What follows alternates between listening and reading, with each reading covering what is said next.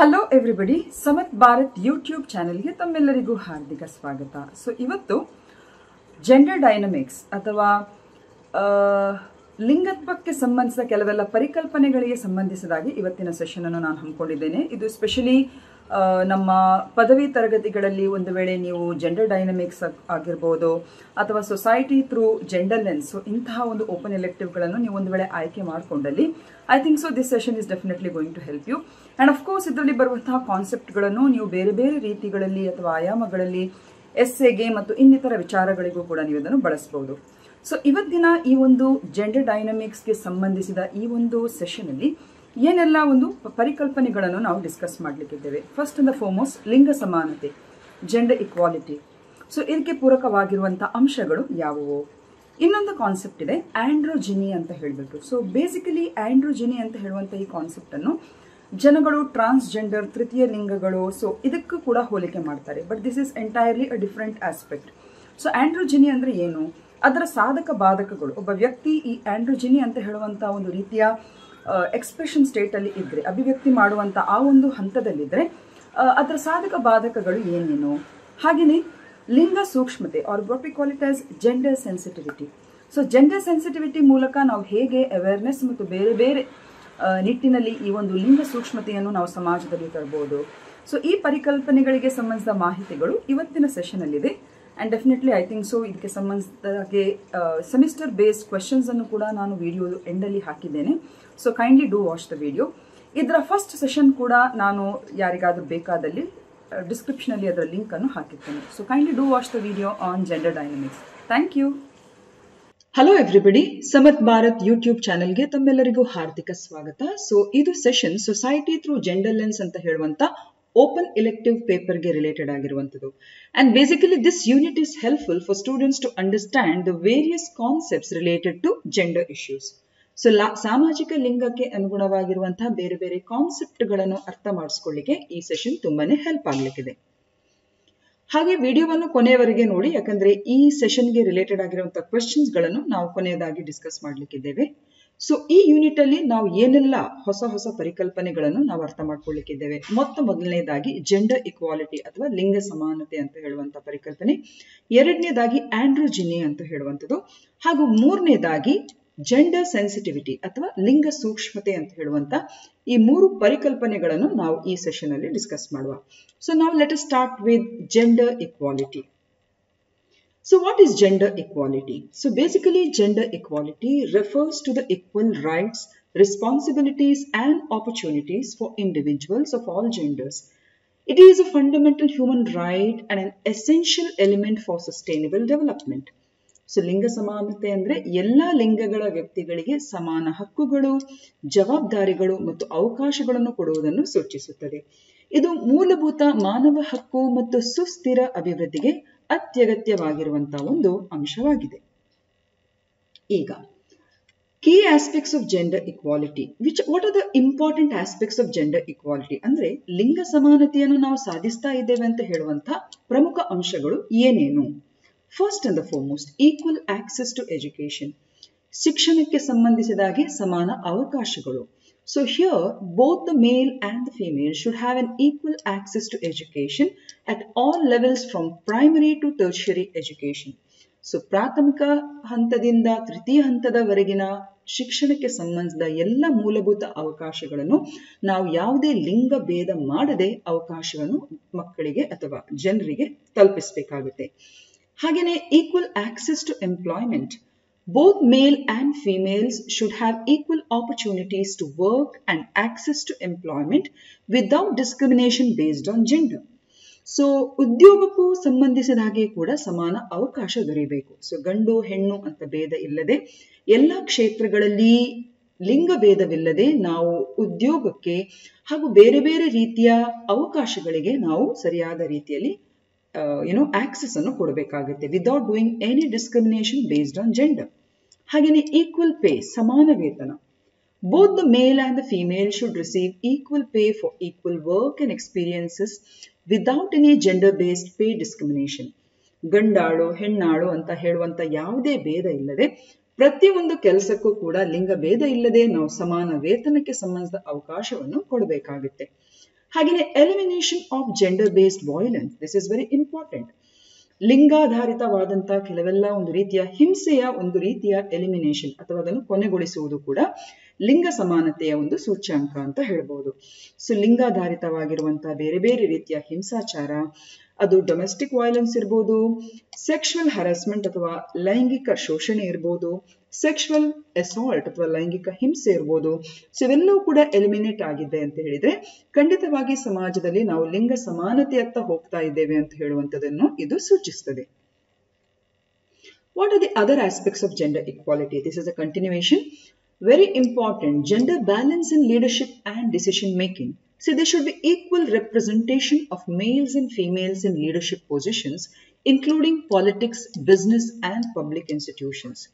So, ಲಿಂಗ ಸಮಾನತೆ ಅಂತ ಹೇಳಿದ್ರೆ ಕೇವಲ ಅವಕಾಶ ಕೊಡುವುದು ಮಾತ್ರ ಅಲ್ಲ, ಕೀ ಪಾಯಿಂಟ್ ಅಥವಾ ನಾಯಕತ್ವ ಇರ್ಬೋದು ಅಥವಾ ನಿರ್ಧಾರ ಮಾಡುವಂತ ಒಂದು ಕ್ರಮಗಳಲ್ಲಿ ಸೂಕ್ತ ರೀತಿಯ ಒಂದು ಅವಕಾಶಗಳನ್ನು ಕೊಡುವಂತ ಯತ್ನ ಕೂಡ ಇಲ್ಲಿ ಆಗ್ಬೇಕಾಗುತ್ತೆ. ಸೊ ಲಿಂಗ ಭೇದವಿಲ್ಲದೆ ನಾವು ನಾಯಕತ್ವವನ್ನು ಕೊಡುವಂಥದ್ದಿರ್ಬೋದು, ಅದು ಕೇವಲ ಕಂಪನಿಗಳಲ್ಲಿ ಅಥವಾ ಉದ್ಯೋಗ ಕ್ಷೇತ್ರಗಳಲ್ಲಿ ಮಾತ್ರವಲ್ಲದೆ ರಾಜಕಾರಣದಲ್ಲೂ ಅಥವಾ ರಾಜಕೀಯದಲ್ಲೂ ಕೂಡ ನಾವು ಅವಕಾಶ ಕೊಡಬೇಕಾಗುತ್ತೆ. ಫಾರ್ ಎಕ್ಸಾಂಪಲ್, ಇವತ್ತಿನ ನಾವು ಭಾರತದ ಒಂದು ರಾಜಕೀಯ ಕ್ಷೇತ್ರದಲ್ಲಿ ಮಹಿಳೆಯರು ತೊಡಗಿರುವಂತಹ ಅಂಕಿ ಅಂಶಗಳನ್ನು ನಾವು ಗಮನಿಸುವಾಗ ಇದು ತೀರಾ ಕಡಿಮೆ ಇದೆ. ಸೊ ಪಾಲಿಟಿಕ್ಸ್ ಅಲ್ಲೂ ಕೂಡ ಅವರ ಒಂದು ಇನ್ವಾಲ್ವ್ಮೆಂಟ್ ಬಹಳಷ್ಟು ಬರಬೇಕಾಗಿದೆ. ಬಿಸ್ನೆಸ್ ಕ್ಷೇತ್ರದಲ್ಲೂ ಕೂಡ ಅಷ್ಟೇ ಇವತ್ತು ಮಹಿಳೆಯರು ದಾಪುಗಾಲು ಹಾಕ್ತಾ ಇದ್ದಾರೆ. ಬಟ್ ಅದು ಸಾಕಾಗುವುದಿಲ್ಲ, ಇನ್ನಷ್ಟು ಉನ್ನತ ರೀತಿಯಲ್ಲಿ ಅವರು ಬಿಸ್ನೆಸ್ ವ್ಯವಹಾರ ಕ್ಷೇತ್ರದಲ್ಲಿ, ಸಾರ್ವಜನಿಕ ಸಂಸ್ಥೆಗಳಲ್ಲಿ ಅವರ ಒಡನಾಟ ಇರ್ಬೋದು ಅಥವಾ ಅವರ ಡಿಸಿಷನ್ ಮೇಕಿಂಗ್ ಗೆ ರಿಲೇಟೆಡ್ ಆಗಿರುವಂತವರ ಇನ್ವಾಲ್ವ್ಮೆಂಟ್ ಇರಬೇಕು. ಇದೆಲ್ಲ ಕೂಡ ಹೆಚ್ಚಾಗಬೇಕು. ಸೊ ಡೆಫಿನೆಟ್ಲಿ ಆಗ ಡಿಸಿಷನ್ ಮೇಕಿಂಗ್ ಮತ್ತು ಲೀಡರ್ಶಿಪ್ ಗೆ ರಿಲೇಟೆಡ್ ಆಗಿರುವಂತಹ ಆ ಕ್ಷೇತ್ರಗಳಲ್ಲಿ ಮಹಿಳೆಯರು ಮುಂದೆ ಬರುವಾಗ ಮಹಿಳೆಯರ ಎಷ್ಟೋ ಸಮಸ್ಯೆಗಳನ್ನು ಪ್ರತಿನಿಧಿಸಲಿಕ್ಕೆ ಇದು ಸಹಾಯ ಆಗುತ್ತೆ. ಹಾಗೇನೆ recognition of unpaid care and domestic work, ಇದು ಕೂಡ ತೀರಾ ಇಂಪಾರ್ಟೆಂಟ್. ಮಹಿಳೆಯರು ಮಾಡುವಂತಹ ಕೆಲವೆಲ್ಲ ಸೂಕ್ಷ್ಮ ಕೆಲಸಗಳಿವೆ. ಈಗ ಫಾರ್ ಎಕ್ಸಾಂಪಲ್ ಗೃಹ ವಾರ್ತೆ ಇರ್ಬೋದು ಅಥವಾ ಮಕ್ಕಳನ್ನು ನೋಡ್ಕೊಳ್ಳೋದಿರ್ಬೋದು, ಮನೆ ವಾರ್ತೆ ಕೆಲಸಗಳಿರ್ಬೋದು, ಇದನ್ನು ನಾವು ಗ್ರಾಂಟೆಡ್ ಆಗಿ ತೆಗೆದುಕೊಳ್ತೇವೆ. So unpaid care and domestic work, ಇದನ್ನು ಸರಿಯಾದ ರೀತಿಯಲ್ಲಿ ನಾವು ರೆಕಗ್ನೈಸ್ ಮಾಡದೆ ಹೋಗುವುದು ಅಥವಾ ಆ ಕೆಲಸಕ್ಕೆ ಯಾವುದೇ ರೀತಿಯ ವ್ಯಾಲ್ಯೂ ಕೊಡದೇ ಇರುವಂಥದ್ದು. So the contributions of unpaid care and domestic work which are often performed by women should be recognized and valued. So ಇದನ್ನು ನಾವು ಇಂಡಿವಿಜುವಲ್ ಆಗಿ ಇದನ್ನು ನಾವು ಇಂಟರ್ನಲೈಸ್ ಮಾಡಬೇಕಾಗುತ್ತೆ. ಸೊ ಪ್ರತಿಯೊಂದು ಮನೆಯಲ್ಲಿ ಕೆಲಸ ಮಾಡುವಂತಹ ಮಹಿಳೆಯರ ಒಂದು ಏನು ಕೊಡುಗೆ ಇದೆ ಅದನ್ನು ಕೂಡ ನಾವು ರೆಕಗ್ನೈಸ್ ಮಾಡಬೇಕಾಗಿದೆ. So that is also very important. So achieving gender equality requires the collective efforts of governments, civil society organizations, private sector and of course all individuals. It is crucial for creating a just and inclusive society where all individuals have the opportunity to thrive and reach their full potential regardless of their gender. So ಲಿಂಗ ಸಮಾನತೆ ಅಂತ ಹೇಳುವಂತ ಈ ಅಂಶ ಸಮಾಜದಲ್ಲಿ ಬರ್ಬೇಕಂತ ಹೇಳಿದ್ರೆ ಇದು ನಮ್ಮೆಲ್ಲರ ಕರ್ತವ್ಯವಾಗಿದೆ. ಇದು ಕೇವಲ ಸರ್ಕಾರದ್ದು ಅಥವಾ ಕೇವಲ ಸಿವಿಲ್ ಸೊಸೈಟಿ ಆರ್ಗನೈಸೇಷನ್ಸ್ ಅಥವಾ ಯಾವುದೋ ಸಂಘಟನೆ ಅಥವಾ ಸಂಸ್ಥೆಗಳ ಜವಾಬ್ದಾರಿ ಮಾತ್ರ ಅಲ್ಲ, ಇದೊಂದು ಈ ಎಲ್ಲ ಸ್ಟೇಕ್ ಹೋಲ್ಡರ್ಸ್ಗಳು ಮತ್ತು ಪ್ರತಿಯೊಬ್ಬ ನಾಗರಿಕನ ಒಂದು ಸಾಮೂಹಿಕ ಒಂದು ಕರ್ತವ್ಯ ಅಂತ ನಾವು ಇದನ್ನು ಹೇಳ್ಬೋದು. ಸೊ ಈ ಮಾತ್ರದಿಂದ ಅಂದ್ರೆ ನಾವೆಲ್ಲರೂ ಕೂಡ ಫಸ್ಟ್ ಆಗಿ ನಮ್ಮೊಳಗೆ ನಾವು ಇಂಬೈಬ್ ಮಾಡಬೇಕು. ಮನೆಗಳಲ್ಲಿ ಲಿಂಗ ಸಮಾನತೆಗೆ ಸಂಬಂಧಿಸಿದ ಅಂಶಗಳನ್ನು ನಾವು ಬೆಳೆಸ್ಕೊಳ್ಬೇಕು. ಸಾಮಾಜೀಕರಣದ ಮೂಲಕ ಎಲ್ಲೂ ಕೂಡ ಲಿಂಗ ಭೇದ ಇಲ್ಲದಂತ ಒಂದು ಸಾಮಾಜೀಕರಣ ವ್ಯವಸ್ಥೆಗೆ ನಾವು ಮಕ್ಕಳನ್ನು ಗುರುಪಡಿಸಬೇಕು. ಆವಾಗ ಮಾತ್ರ ಮುಂಬರುವಂತಹ ಪೀಳಿಗೆಯೂ ಕೂಡ ಲಿಂಗ ಸಮಾನತೆಯ ಆಧಾರದಲ್ಲಿ ಒಂದು ಉತ್ತಮ ರೀತಿಯ ಸಮಾಜದ ಒಂದು ಅಸ್ತಿತ್ವವನ್ನು ಪಡೀಲಿಕ್ಕೆ ಇಲ್ಲಿ ಸಾಧ್ಯ ಆಗುತ್ತೆ. ಈಗ ಎರಡನೇ concept is about androgyny. So ಏನಿದು ಆಂಡ್ರೋಜಿನಿ ಅಂತ ಹೇಳುವಂತ concept? So basically androgyny is a state of having both male and female characteristics or having a gender expression that is not easily categorized as male or female. And it is a term used to describe the individuals who may exhibit the characteristics and behaviors that are typically associated with both men and women or who do not conform to the traditional gender norms or roles. So androgyny ಅಂತ ಹೇಳುವಂತ ಈ ಪರಿಕಲ್ಪನೆ ಕೂಡ ಲಿಂಗತ್ವಕ್ಕೆ ಸಂಬಂಧಿಸಿದಾಗಿ ಇರುವಂತಹ ಒಂದು expression ಅಂತ ನಾವು ಹೇಳ್ಬೋದು. ಸೊ ಈ ಕಂಡೀಷನ್ ಅಲ್ಲಿ ಒಬ್ಬ ವ್ಯಕ್ತಿ ತನ್ನಲ್ಲಿರುವಂತ ವೆದರ್ ಇರ್ರೆಸ್ಪೆಕ್ಟಿವ್ ಅವನೊಬ್ಬ ಗಂಡಿರ್ಲಿ ಹೆಣ್ಣಿರ್ಲಿ ಎರಡೂ ಕ್ಯಾರೆಕ್ಟರಿಸ್ಟಿಕ್ಸ್ಗಳನ್ನು ಕೂಡ ಅವನು ಅಭಿವ್ಯಕ್ತಿ ಮಾಡುವಂತ ಒಂದು ವ್ಯವಸ್ಥೆಯಲ್ಲಿ ಇರ್ತಾನೆ. ಅರ್ಥ ಆಯ್ತಲ್ಲ? ಸೊ ಇಲ್ B and it is not basically, so ಈ ವ್ಯಕ್ತಿಯನ್ನು ನೀಟಾಗಿ ಅವರು ಹೆಣ್ಣ ಗಂಡ ಅಂತ ಹೇಳಿ ಕ್ಯಾಟಗರೈಸ್ ಮಾಡ್ಲಿಕ್ಕೆ ಜನರಿಗೆ ಕಷ್ಟ ಆಗುತ್ತೆ. ಸೊ ಇದರಿಂದಾಗಿ ಒಂದು ಕನ್ಫ್ಯೂಷನ್ ಸಾರ್ಟ್ ಆಫ್ ಅರೈಸ್ ಆಗುತ್ತೆ. ಸೊ ಇವರು ಹೆಚ್ಚಾಗಿ ಸಮಾಜ ಏನು ಗಂಡು ಮತ್ತು ಹೆಣ್ಣಿಗೆ ನಿರ್ದಿಷ್ಟವಾಗಿ ಕೆಲವೆಲ್ಲ ಒಂದು ಪಾತ್ರ, ಕೆಲವೆಲ್ಲ ಒಂದು ರೀತಿಯ ವರ್ತನೆಗಳನ್ನು ನಿಗದಿಪಡಿಸುತ್ತದೆ. ಅದಕ್ಕಿಂತ ವಿಭಿನ್ನವಾಗಿ ಇವರು ಎರಡನ್ನೂ ಕೂಡ ಪಾಲಿಸಿಕೊಂಡು ಈ ಒಂದು ಆಂಡ್ರೋಜಿನಿ ಅಂತ ಹೇಳುವಂತ ಒಂದು ಸ್ಟೇಟ್ ಅಲ್ಲಿ ಅವರು ತಮ್ಮನ್ನು ಎಕ್ಸ್ಪ್ರೆಸ್ ಮಾಡ್ಕೊಂಡಿರ್ತಾರೆ. ಸೊ ಈ ಕಂಡೀಷನ್ ಅನ್ನೇ ಅಥವಾ ಈ ಸ್ಟೇಟ್ ಅನ್ನೇ ನಾವು ಆಂಡ್ರೋಜಿನಿ ಅಂತ ಹೇಳುವಂಥದ್ದು. So basically, androgynous individuals may express themselves in a way that is neither overtly masculine nor feminine and may reject the traditional gender stereotypes and expectations. And androgyny can manifest in a variety of ways, including in clothing choices, mannerisms and personality traits. ನೋಡಿ, ಪ್ರತಿ ಒಂದು ಲಿಂಗಕ್ಕೂ ಕೂಡ ಅದರದೇ ಆದ ಒಂದು ಬಟ್ಟೆಗಳ ಒಂದು ರೀತಿಯ ವಿನ್ಯಾಸ ಇರ್ಬೋದು, ಕೂದಲಿನ ಒಂದು ವಿನ್ಯಾಸ ಇರ್ಬೋದು, ಮ್ಯಾನರಿಸಮ್ಸ್ ಇರ್ಬೋದು, ಹಾವಭಾವ ಇರ್ಬೋದು, ವ್ಯಕ್ತಿತ್ವಕ್ಕೆ ಸಂಬಂಧಿಸಿದ ಕೆಲವೆಲ್ಲ ನಿರ್ದಿಷ್ಟ ಗುಣಗಳಿರ್ಬೋದು. ಸೊ ಇದನ್ನೆಲ್ಲ ನೋಡುವಾಗ ಗೊತ್ತಾಗುತ್ತೆ ಅಲ್ವಾ ಜನರಲಿ ಗಂಡು ಅಥವಾ ಹೆಣ್ಣು ಅಂತ ಹೇಳಿಬಿಟ್ಟು. ಆದ್ರೆ ಈ ಆಂಡ್ರೋಜಿನಸ್ ವ್ಯಕ್ತಿತ್ವ ಇರುವವರು ಹೆಚ್ಚಾಗಿ ಎರಡನ್ನೂ ಕೂಡ ಪಾಲಿಸಿಕೊಂಡು ಇದು ಮಾಡ್ತಾರೆ. ಇವನ್ ಫಿಮೇಲ್ ಆದ್ರೆ ಫೆಮಿನೈನ್ ನ ಜೊತೆಯಲ್ಲಿ ಮ್ಯಾಸ್ಕ್ಯುಲೈನ್ ಕ್ಯಾರೆಕ್ಟರಿಸ್ಟಿಕ್ಸ್ ಅನ್ನು ಕೂಡ ಅವರು ಇಂಬೈಬ್ ಮಾಡ್ತಾರೆ. ಒಂದು ವೇಳೆ ಅವರು ಪುರುಷರಾದಲ್ಲಿ ಫೆಮಿನೈನ್ ಕ್ಯಾರೆಕ್ಟರಿಸ್ಟಿಕ್ಸ್ ಅನ್ನು ಕೂಡ ಅವರು ಇಂಬೈಬ್ ಮಾಡ್ಕೊಂಡಿರ್ತಾರೆ. ಸೊ ಈ ರೀತಿಯ ಒಂದು ಎರಡೂ ಲಿಂಗಗಳಿಗೆ ಸಂಬಂಧಿಸಿದ ಒಂದು ರೀತಿಯ ಅಭಿವ್ಯಕ್ತಿಯನ್ನು ಸಮಾಜದಲ್ಲಿ ಅವರು ತೋರ್ಪಡಿಸ್ಕೊಳ್ತಾರೆ. ಸೊ ಇದನ್ನೇ ಆಂಡ್ರೋಜಿನಿ ಅಂತ ಹೇಳುವಂಥದ್ದು. ಆಗ್ಲೇ ಹೇಳಿದಾಗೆ ಇದು ತಾವು ಹಾಕುವಂತಹ ಬಟ್ಟೆಗಳಲ್ಲಿರ್ಬೋದು, ಹಾವಭಾವಗಳಲ್ಲಿರ್ಬೋದು, ವ್ಯಕ್ತಿತ್ವ ಅಥವಾ ನಡವಳಿಕೆಯಲ್ಲೂ ಕೂಡ ಇದನ್ನು ತೋರ್ಪಡಿಸಬಹುದು. Also, androgyny can also be referred to as a concept in psychology that suggests that individuals possess both the masculine and the feminine traits, regardless of their biological sex.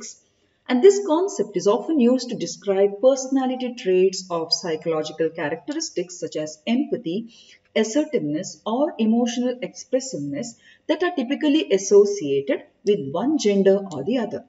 ಅಂದ್ರೆ ಈ ಆಂಡ್ರೋಜಿನಿಯಾ ಈ ಒಂದು ಕಾನ್ಸೆಪ್ಟ್ ಏನಿದೆ, ಇದು ಮನೋವಿಜ್ಞಾನದಲ್ಲಿಯ ಪರಿಕಲ್ಪನೆಯನ್ನು ಕೂಡ ನಾವಿದನ್ನು ಬಹಳಷ್ಟು ಬಾರಿ ಉಲ್ಲೇಖಿಸಬಹುದು. ಅದು ವ್ಯಕ್ತಿಗಳು ತಮ್ಮ ಜೈವಿಕ ಲಿಂಗವನ್ನು ಲೆಕ್ಕಿಸದೆ ಪುರುಷ ಮತ್ತು ಸ್ತ್ರೀಲಿಂಗ ಎರಡೂ ಲಕ್ಷಣಗಳನ್ನು ಹೊಂದಿರುತ್ತಾರೆ ಅಂತ ಹೇಳಿ ಸೈಕಾಲಜಿಯಲ್ಲೂ ಕೂಡ ಅದು ಸೂಚಿಸುತ್ತದೆ. ಹಾಗೂ ಈ ಪರಿಕಲ್ಪನೆಯನ್ನು ಸಾಮಾನ್ಯವಾಗಿ ವ್ಯಕ್ತಿತ್ವದ ಲಕ್ಷಣಗಳು ಅಥವಾ ಮಾನಸಿಕ ಗುಣಲಕ್ಷಣಗಳನ್ನು ವಿವರಿಸಲು ಹೆಚ್ಚಾಗಿ ಬಳಸಲಾಗುತ್ತದೆ. ಉದಾಹರಣೆ, ಪರಾನುಭೂತಿ ಇರ್ಬೋದು, ದೃಢತೆ ಇರ್ಬೋದು, ಭಾವನಾತ್ಮಕ ಅಭಿವ್ಯಕ್ತಿ ಇರ್ಬೋದು. ಇದು ಸಾಮಾನ್ಯವಾಗಿ ಒಂದು ಲಿಂಗ ಅಥವಾ ಇನ್ನೊಂದಕ್ಕೆ ಸಂಬಂಧಿಸಿರುವಂಥದ್ದು. ಈಗ it is very important to know that, ನಾನು ಇಷ್ಟೆಲ್ಲ ಈಗ ಎಕ್ಸ್ಪ್ಲೇನ್ ಮಾಡುವಾಗ ಹೆಚ್ಚಿನವರು ನೀವು ಕನ್ಫ್ಯೂಸ್ ಆಗಬಾರ್ದು. That androgyny is very similar to transgender ಅಂತ ಹೇಳಿ ಅಥವಾ ಬೈನರೀಸ್ ಅಂತ ಹೇಳಿಬಿಟ್ಟು.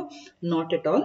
It is important to note that androgyny is not the same as being transgender or non binary, which involves a disconnect between one's gender identity and the sex that were assigned at birth. And androgyny is more about the expression of gender rather than the identity itself. Very important to note that.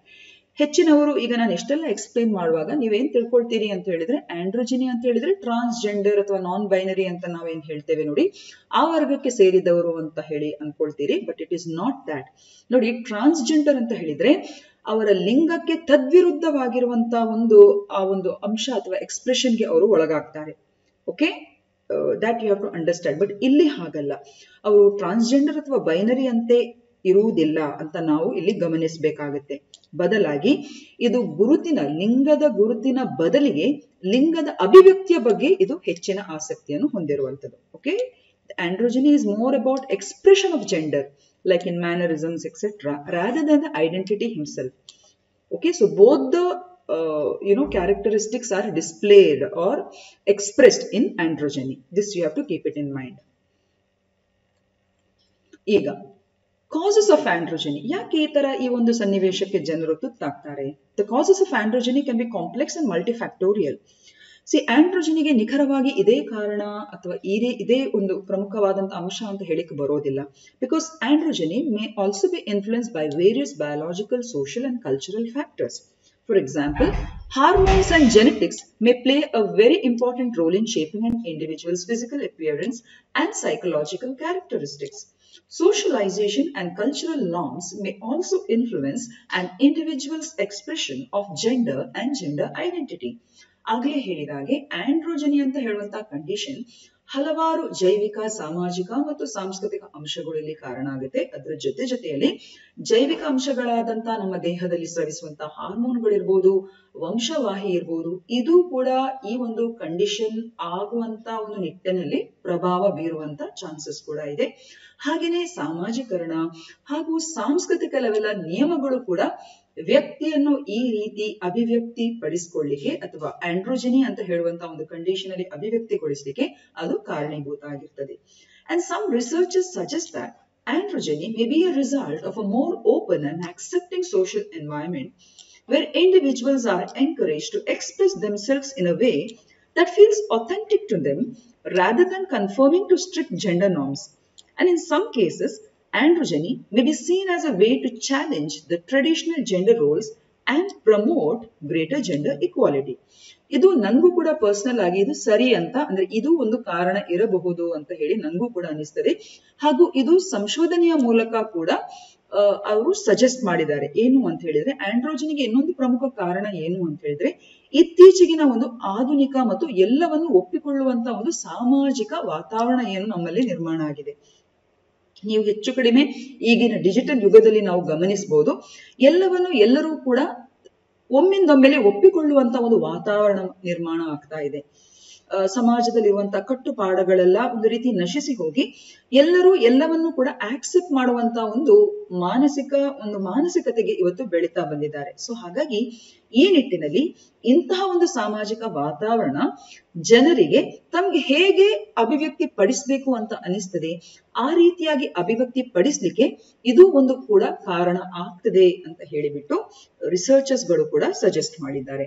ಹಾಗೂ ಆಂಡ್ರೋಜನಿ ಮೂಲಕ ಕೆಲವರು ಸಾಂಪ್ರದಾಯಿಕವಾಗಿ ಏನು gender rolls ಅಥವಾ ಸಾಮಾಜಿಕ ಲಿಂಗಕ್ಕೆ ಅನುಗುಣವಾಗಿರುವಂತಹ ಪಾತ್ರಗಳನ್ನು challenge ಮಾಡುವಂತಹ ಒಂದು ವಿಧಾನಕ್ಕೂ ಕೂಡ ಇದನ್ನು ಬಳಸ್ತಾರೆ ಅಂತ ಅದನ್ನು ತಿಳಿಸ್ತಾ ಇದ್ದಾರೆ. So this is about androgyny and what are the causes, ಅಂದ್ರೆ ಕಾಸಸ್ಗಳು ಏನೇನು ಇರ್ಬೋದು ಅಂತ ಹೇಳಿಬಿಟ್ಟು ಇಲ್ಲಿ ನಾವು ಆಲ್ರೆಡಿ ಮೆನ್ಷನ್ ಮಾಡಿದ್ದೇವೆ. We have biological, social and cultural factors and also a very important factor is the open accepting social environment. ಎಲ್ಲವನ್ನು ಒಪ್ಪಿಕೊಳ್ಳುವಂತ ಸಾಮಾಜಿಕ ವಾತಾವರಣ ಈಗ ನಮ್ಮ ಸುತ್ತಮುತ್ತ ಏನ್ ನಿರ್ಮಾಣ ಆಗಿದೆ, that could be because of modernisation, globalisation, that also could add on for this. And this is some way helping individuals to encourage and express themselves in a way that feels authentic to them rather than conforming to the strict gender norms. ಈಗ ಆಂಡ್ರೋಜನಿ ಅಂತ ಹೇಳುವಾಗ it can have both the positive and the negative effects on an individual. It can have both positive and negative effects on an individual depending on the context and cultural environment in which they live.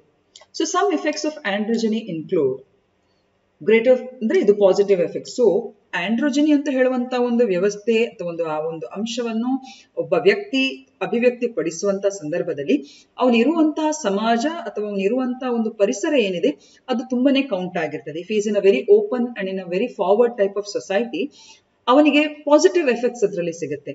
But if the same person is in a very conservative or in a traditional society, then there could be some negative effects on the person and the individual himself.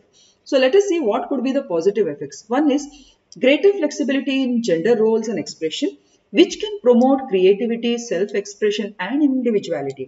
So ಒಬ್ಬ ವ್ಯಕ್ತಿಗೆ ಪರಿಪೂರ್ಣ ರೀತಿಯಲ್ಲಿ ತನ್ನ ಲಿಂಗಕ್ಕೆ ಸಂಬಂಧಿಸಿದ ಅಭಿವ್ಯಕ್ತಿಯನ್ನು ಮಾಡುವಂತ ಅವಕಾಶ ಸಿಗುವಾಗ ಇದು ಅವನಲ್ಲಿ ಬಹಳಷ್ಟು ಒಂದು ರೀತಿಯ ಕ್ರಿಯೇಟಿವಿಟಿ, ಸೆಲ್ಫ್ ಎಕ್ಸ್ಪ್ರೆಷನ್, ಇಂಡಿವಿಜುವಾಲಿಟಿಯನ್ನು ಉತ್ಕೃಷ್ಟ ರೀತಿಯಲ್ಲಿ ಬೆಳೆಸಲಿಕ್ಕೆ ಇದು ಸಹಾಯ ಮಾಡ್ತದೆ. ಸೊ ಕೆಲವೆಲ್ಲ ನೀವು ನೋಡಿರ್ಬೋದು, ಫ್ಯಾಷನ್ ಡಿಸೈನರ್ಸ್ ಇರ್ಬೋದು, ಅಂತಾರಾಷ್ಟ್ರೀಯ ಮಟ್ಟದ ಪೇಂಟರ್ಸ್ ಇರ್ಬೋದು, ಅಂತಾರಾಷ್ಟ್ರೀಯ ಮಟ್ಟದ ಕೆಲವೆಲ್ಲ designers ಗಳಿರ್ಬೋದು, they exhibit or not, I'm not generalizing, but you can see few of them who are into this state of androgyny. ಹಾಗೆಯೇ increased openness and tolerance towards individuals who do not conform to traditional gender roles or expectations. So ಯಾರಿಗೆಲ್ಲ ಈ ರೀತಿ ಸಾಂಪ್ರದಾಯಿಕವಾಗಿರುವಂತಹ ಲಿಂಗತ್ವಕ್ಕೆ ಸಂಬಂಧಿಸಿದ ಪಾತ್ರ ಮತ್ತು ಅದಕ್ಕೆ expectations ಅನ್ನು confirm ಮಾಡ್ಲಿಕ್ಕೆ ಸಾಧ್ಯ ಆಗೋದಿಲ್ವೋ ಅಂತವರ ಮೇಲೆ ಅವರಿಗೆ ಸೂಕ್ತ ರೀತಿಯ ಒಂದು ರೀತಿಯ ಸಿಂಪತಿ, ಟಾಲರೆನ್ಸ್ ಮತ್ತು ಓಪನ್ನೆಸ್ ಇರುವಂಥದ್ದು. Greater comfort and acceptance with once own gender expression and identity. ಇಂಥವರು ತಮ್ಮನ್ನು ತಾವು ಈ ರೀತಿಯಾಗಿ ಒಪ್ಪಿಕೊಂಡು ಹೆಚ್ಚಿನ ಒಂದು ಕಂಫರ್ಟ್ ಝೋನ್ ಅಲ್ಲಿ ಇರ್ತಾರೆ. And you should keep it in mind, ಇವೆಲ್ಲ ಪಾಸಿಟಿವ್ ಎಫೆಕ್ಟ್ಸ್ ಯಾವಾಗ ಸಾಧ್ಯ ಅಂತ ಹೇಳಿದ್ರೆ, when you are living in an open society which promotes and respects androgyny, okay, and reduction in gender based discrimination and inequality. So androgyny aspects ಹೆಚ್ಚಾಗಿ ಲಿಂಗ ಸಂಬಂಧಿತ discrimination ಅಥವಾ ತಾರತಮ್ಯ ಇರಬಹುದು, ಅಥವಾ ಒಂದು ರೀತಿಯ ಅಸಮಾನತೆಯನ್ನು ತೊಡಗಿಸಿಕೊಳ್ಳಿಕ್ಕೆ ಇದು ಒಂದು ರೀತಿ ಸಹಾಯ ಆಗುವಂಥದ್ದು. Greater empathy and understanding towards others regardless of their own gender identity or expression. So ಉಳಿದವರ ಬಗ್ಗೆ ಕೂಡ ಹೆಚ್ಚಿನ ಸಹಿಷ್ಣುತೆ, ಒಂದು ರೀತಿಯ ಅರ್ಥೈಸುವಿಕೆಯ ಅಂಶಗಳು ಇವರಲ್ಲಿ ಜಾಸ್ತಿ ಇರ್ತದೆ. So these are the positive effects of androgyny if the person is living in an open and in a very relaxed environment. Now, what are the negative effects of androgyny? This is also very important. So ಹೆಚ್ಚಿನ ಸಮಾಜ ಇದನ್ನು ಒಪ್ಪಿಕೊಳ್ಳುವುದಿಲ್ಲ, ಹೌದಲ್ವಾ? Stigma, discrimination, harassment from those who do not understand or accept ಆಂಡ್ರೋಜನಿ.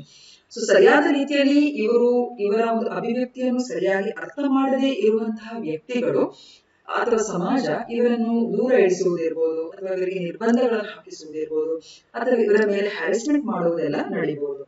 Misgendering and confusion, as others may not be sure how to categorize an androgynous individual. ಆಗ್ಲೇ ಹೇಳಿದಾಗೆ ಕೆಲವರು ಆಂಡ್ರೋಜಿನಿ ಅಂತ ಹೇಳಿದ್ರೆ ಟ್ರಾನ್ಸ್ಜೆಂಡರ್ಸ್, ಬೈಸೆಕ್ಷುವಲ್ಸ್, ಈ ರೀತಿ ಎಲ್ಲ ಅವರನ್ನು ಕ್ಯಾಟಗರೈಸ್ ಮಾಡಬಹುದು. ಸೊ ಇದು ಕೂಡ ಅವರ ಮೇಲೆ, ವ್ಯಕ್ತಿತ್ವದ ಮೇಲೆ ನಕಾರಾತ್ಮಕವಾದಂತಹ ಪರಿಣಾಮವನ್ನು ಉಂಟು ಮಾಡಬಹುದು. Reduced access to social and economic opportunities that are often gendered, such as jobs or social roles. So ಈ ರೀತಿ ವ್ಯಕ್ತಿ ನೋಟೆಡ್ ಆದಾಗ ಅವನಿಗೆ ಸಿಗುವಂತಹ ಸಾಮಾಜಿಕ ಮತ್ತು ಆರ್ಥಿಕ ಸವಲತ್ತುಗಳು ಅಥವಾ ಅವಕಾಶಗಳಿಂದ ಅವನು ವಂಚಿತನಾಗಬಹುದು. Internal conflict or confusion about one's own gender identity and expression. So ಸಮಾಜವೇ ಬೇರೆ ಬೇರೆ ನಾನಾ ಅರ್ಥಗಳಲ್ಲಿ ಅವನನ್ನು ದೂಷಿಸುವಾಗ ಅವನಲ್ಲಿ ಒಂದು ರೀತಿಯ ಮಾನಸಿಕ ಉದ್ವಿಗ್ನತೆ, ಮಾನಸಿಕ ಹಪಾಹಪಿ ಇಂಥವೆಲ್ಲ ಉಂಟಾಗ್ತದೆ. So these are the negative effects of androgyny, and this is mostly in a conservative society when people undergo this process. It is very important to note that the effects of androgyny can vary widely depending on the individual and the cultural context in which they live. ಆಗಲೇ ನಾನು ನಿಮಗೆ explain ಮಾಡಿದ್ದೇನೆ. So ಆಂಡ್ರೋಜಿನಿಯ effect ಒಬ್ಬ ವ್ಯಕ್ತಿಯಲ್ಲಿ positive ಅಥವಾ negative ಎಲ್ಲಿ ಆಗ್ತದೆ ಅಂತ ಹೇಳಿದ್ರೆ, ಅವನು ಯಾವ ಸಾಂಸ್ಕೃತಿಕ ಮತ್ತು ಒಂದು ರೀತಿಯ ಪರಿಸರದಲ್ಲಿ ವಾಸಿಸ್ತಾನೆ ಎಂಬುದು ತುಂಬಾನೇ ಮ್ಯಾಟರ್ ಆಗುತ್ತೆ. While androgyny can promote greater gender equality and acceptance, it can also be a source of tension and misunderstanding for some individuals and communities. ಆಗ್ಲೇ ಹೇಳಿದಾಗೆ ಕೆಲವು ಸಮಾಜಗಳಲ್ಲಿ ಇದು ಸಾಮಾಜಿಕ ಲಿಂಗ ಸಮಾನತೆ, ಲಿಂಗ ಸಹಿಷ್ಣುತೆಯನ್ನು ಎಲ್ಲ ಪ್ರಮೋಟ್ ಮಾಡಿದ್ರೆ, ಇನ್ನು ಕೆಲವು ಸಮಾಜಗಳಲ್ಲಿ ಇದು ತುಂಬಾನೇ ಅವರಲ್ಲಿ ದ್ವಂದ್ವಗಳು, ಅವರಲ್ಲಿ ಮಿಸ್ಅಂಡರ್ಸ್ಟ್ಯಾಂಡಿಂಗ್ಗಳು, ಅವರಲ್ಲೂ ಸಮಾಜದಲ್ಲೂ ಕೂಡ ಉಂಟಾಗಬಹುದು. Ultimately, it is up to each individual to determine how they wish to express their gender, and society should strive to create an environment that is accepting and supportive of all gender expressions and identities. So ಇಂತಹ ಒಂದು ವೈವಿಧ್ಯಮಯವಾದ ಜಗತ್ತು ಮತ್ತು ಸಮಾಜದಲ್ಲಿರುವ ನಾವು, ಸಮಾಜ ಕೂಡ ಇದಕ್ಕೆ ಪೂರಕವಾಗಿ ಯಾವ ರೀತಿಯಾಗಿ ಒಂದು ಉತ್ತಮ ರೀತಿ ಅಂದ್ರೆ ಇಂತಹ ಬೇರೆ ಬೇರೆ ರೀತಿಯ ಲಿಂಗಕ್ಕೆ ಸಂಬಂಧಿಸಿದ ಅಂಶಗಳು ಉದ್ಭವಿಸುವಾಗ ಯಾವ ರೀತಿಯಾಗಿ ಇಂಥವರಿಗೆ ಸಪೋರ್ಟ್ ಮಾಡಬೇಕು ಅಥವಾ ಉಳಿದವರ ಆಕ್ಸೆಪ್ಟ್ ಮಾಡುವಂತ ಪರಿ ಹೇಗಿರ್ಬೇಕು ಅಂತ ಹೇಳುವುದನ್ನು ಕೂಡ ಸಮಾಜವು ಇದಕ್ಕೆ ಪೂರಕವಾಗಿ ಕಾಲಾನುಕಾಲವಾಗಿ ಅದನ್ನು ನಿರ್ಧರಿಸಬೇಕಾಗುತ್ತೆ. ಈಗ ಬರುವಂತ ಇನ್ನೊಂದು ಕಾನ್ಸೆಪ್ಟ್, ದಟ್ ಈಸ್ ಈ ಯೂನಿಟ್ ನ 3ನೇ concept, that is gender sensitivity. ನಿಮ್ಮ ಗಮನಕ್ಕೆ we discussed about gender equality, ಹಾಗೇನೆ ವಿ ಡಿಸ್ಕಸ್ಡ್ ಅಬೌಟ್ ಆಂಡ್ರೋಜಿನಿ. ಈಗ 3ನೇದು gender sensitivity. What is gender sensitivity? ಇದಕ್ಕೆ ನಾವು ಲಿಂಗ ಸೂಕ್ಷ್ಮತೆ ಅಂತ ಹೇಳುವಂಥದ್ದು. It refers to the awareness, understanding and consideration of the differences and similarities between men and women, as well as the social, cultural and economic factors that shape the gender identity and expression. A gender-sensitive approach recognizes that gender is not just about biological differences, but it is also influenced by social, cultural and economic factors. It involves acknowledging and challenging gender-based stereotypes and biases, and promoting equal opportunities and treatment for individuals regardless of their gender identity or expression. Now, how can we promote gender sensitivity? ಲಿಂಗ ಸೂಕ್ಷ್ಮತೆಯನ್ನು ಯಾವ ರೀತಿಯಾಗಿ ನಾವು promote ಮಾಡಬಹುದು? It can involve a range of actions and strategies and will depend on the context and specific goals of the initiative. Here are some general approaches that can be used to promote gender sensitivity. First and the foremost, ಯಾವ ರೀತಿಯಾಗಿ ನಾವು ಲಿಂಗ ಸೂಕ್ಷ್ಮತೆಯನ್ನು ಸಮಾಜದಲ್ಲಿ ನಾವು promote ಮಾಡಬಹುದು? First and the foremost, it is education and awareness. ಶಿಕ್ಷಣ ಮತ್ತು ಜಾಗೃತಿಯ ಮೂಲಕ ಖಂಡಿತವಾಗಿ ಲಿಂಗ ಸೂಕ್ಷ್ಮತೆಯನ್ನು ನಾವು ಸರಿಯಾದ ರೀತಿಯಲ್ಲಿ ಪ್ರಮೋಟ್ ಮಾಡಬಹುದು. It is one of the most effective ways to promote gender sensitivity, that is through education and awareness raising campaigns. This can involve providing training and resources to individuals and organizations, developing educational materials and campaigns, and also engaging in public awareness campaigns.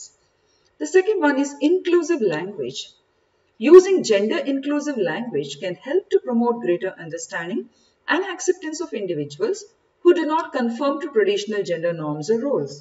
This can involve using gender neutral terms where appropriate, avoiding the use of gendered pronouns where possible, and using gender inclusive language in all communication and marketing materials. ಆಗಲೇ ಹೇಳಿದಾಗೆ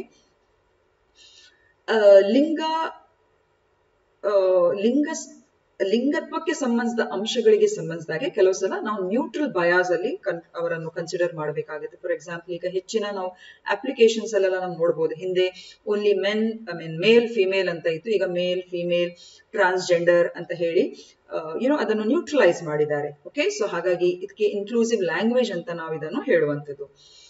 ಅಂದ್ರೆ ಅವರಿಗೂ ಒಂದು ಅವಕಾಶವನ್ನು ಕೊಡಬೇಕಾಗುತ್ತೆ. ಹಾಗೆಯೇ policy and practice. Ensuring that the policies and practice are gender sensitive and non-discriminatory is an important step towards promoting greater gender sensitivity. This can involve conducting gender audits of policies and practices, developing gender sensitive policies, and ensuring that gender considerations are taken into account in all decision making processes. So ಕೆಲವು ಕಡೆ ಅವರಿಗೆ educational ಇದರಲ್ಲಿ institutions ಅಲ್ಲಿ ಕೆಲವರು ಅವರಿಗೆ reservation ಅನ್ನು ಕೊಡ್ತಾ ಇದ್ದಾರೆ, especially in some private universities. And also very important ನಿಮ್ಗೆ ನಾನು ಹೇಳುವುದು ಅಂತ ಹೇಳಿದ್ರೆ, ಉತ್ತರ ಪ್ರದೇಶದಲ್ಲಿ ತೃತೀಯ ಲಿಂಗಿಗಳಿಗೆ ಅಂತ ಹೇಳಿಬಿಟ್ಟು ಒಂದು ವಿಶ್ವವಿದ್ಯಾನಿಲಯ ಇದೆ. In Uttar Pradesh there is a separate university exclusively for transgenders. So ಇದು right from the primary till the university level they can pursue education through that university. So ಈ ರೀತಿ ಎಲ್ಲ ಪಾಲಿಸಿ ಮತ್ತು ಪ್ರಾಕ್ಟೀಸ್ ಅಲ್ಲೂ ಕೂಡ ಅವರಿಗೂ ಕೂಡ ಒಂದು ರೀತಿ ಅವಕಾಶ ಕೊಡುವಂಥದ್ದು. ಹಾಗೆಯೇ diversity and inclusion. Promoting diversity and inclusion in all aspects. ಇದೀಗ ನಾನು ಹೇಳುವಂಥದ್ದು ಕೇವಲ ತೃತೀಯ ಲಿಂಗಿಗಳಿಗೆ ಮಾತ್ರ ಅಲ್ಲ, ಇಟ್ ಕುಡ್ ಬಿ ಗಂಡು ಅಂದ್ರೆ ಹೆಣ್ಣು, ಗಂಡು, ಎಲ್ಲ ಒಂದು ರೀತಿಯ ಈ ಲಿಂಗತ್ವಕ್ಕೆ ಸಂಬಂಧಿಸಿದ ಅಂಶಗಳಿಗೆ ಪೂರಕವಾಗಿ ಪಾಲಿಸಿ ಮತ್ತು ಪ್ರಾಕ್ಟೀಸ್ ಎರಡರಲ್ಲೂ ಕೂಡ ನಾವು ಸರಿಯಾದ ರೀತಿಯಲ್ಲಿ ಡಿಸಿಷನ್ ಮೇಕಿಂಗ್ ಪ್ರಾಸೆಸ್ ಅಲ್ಲಿ ನಾವು ಕನ್ಸಿಡರೇಷನ್ ಅನ್ನು ತೋರಿಸಬೇಕಾಗುತ್ತೆ. The next is diversity and inclusion. Promoting diversity and inclusion in all aspects of society can help to create a more gender sensitive environment. So this can involve promoting diversity in hiring and recruitment policy practices, developing inclusive workspace policies and practices, and promoting positive representations of diverse gender identities and expressions in media and other forms of communication. ಇವತ್ತು ಎಷ್ಟೋ ಕೆಲವೆಲ್ಲ NGOsಗಳು ಅಥವಾ ನಾನ್ governmental organisations ಅಂತ ನಾವು ಏನ್ ಹೇಳ್ತೀವಿ, ಅದು ಕೂಡ it is run by the transgenders.